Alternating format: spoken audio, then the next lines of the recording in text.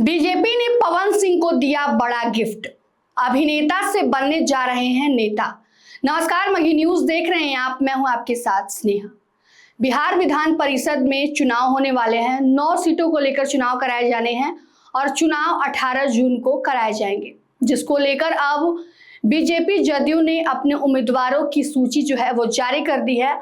और इसमें सबसे बड़ा नाम जो चौंकाने वाला नाम है वो है पवन सिंह का। जी हाँ, भोजपुरी स्टार पवन सिंह अब अभिनेता से नेता बनने जा रहे हैं। जल्द ही वो आपको विधान परिषद में नेता के रूप में बिहार के लिए आवाज उठाते हुए दिखेंगे। बता दें आपको कि एक नाम जो बिहार विधान परिषद से लेकर बिहार विधानसभा से लेकर लोकसभा चुनाव तक उनकी नाम की चर्चा लगातार होती रहती थी कि आखिर पार्टी उनको उम्मीदवार के रूप में कब उतार रही है। लेकिन अब उन तमाम अटकलों पे विराम लग गया है, क्योंकि बीजेपी ने कैंडिडेट लिस्ट जारी किया है, जिसमें सबसे पहला नाम है पवन सिंह का। यानी कि अब आने वाले दिनों में पवन सिंह बिहार के विधान परिषद में नेता के रूप में दिखाई देंगे। बता दें आपको कि बीजेपी ने 4 नेताओं के जो 4 उम्मीदवारों कैंडिडेट के नाम जो है उन्होंने दिए हैं और साथ ही साथ 4 नाम जदयू ने दिए हैं। बीजेपी की बात करें तो बीजेपी के द्वारा पहला नाम है पवन सिंह, दूसरा संजय मयूख, तीसरा श्री अनिल कुमार ठाकुर और चौथा है शीला पंडित का। इसके बाद जदयू ने भी अपने उम्मीदवारों की सूची जो है जारी की है, जिसमें पहला नाम है निशांत कुमार, दूसरा नाम है भारती मेहता, तीसरा नाम है शिवरानी देवी प्रजापति और चौथा नाम है ललन प्रसाद। बता दें आपको कि अब इन तमाम अटकलों पे विराम लग गया है। अब पवन सिंह जो है एमएलसी बनने जा रहे हैं।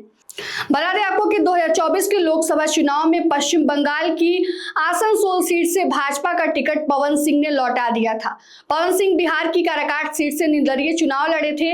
उनके लड़ने से सीपीआई माले के राजा राम कुशवाहा के हाथों पवन सिंह के साथ साथ भाजपा समर्थित एनडीए के कैंडिडेट और राष्ट्रीय लोक मोर्चा अध्यक्ष उपेंद्र कुशवाहा चुनाव हार गए थे।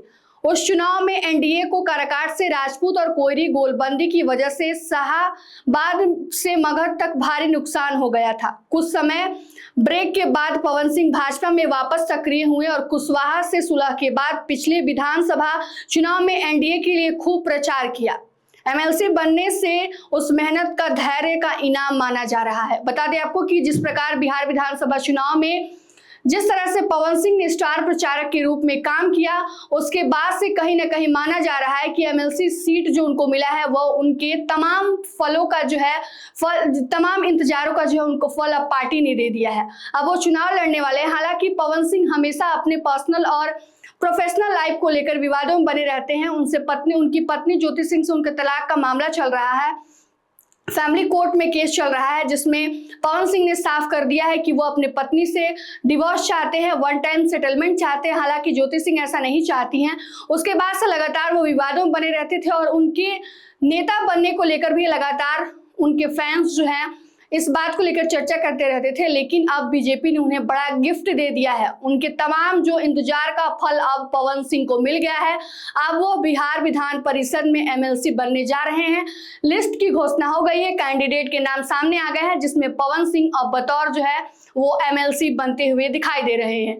बता दें आपको कि अब इस खबर से जो है पवन सिंह के समर्थकों को और उनके फैंस के बीच में खुशी की लहर दौड़ गई है और लगातार इसकी सराहना भी की जा रही है। इसी बीच पवन सिंह ने जो है सामने आकर बड़ा बयान भी दिया है और उन्होंने कहा है कि वो पार्टी जो है उनकी मां के समान है और हमेशा अपने पार्टी के साथ जो है वो बने रहेंगे।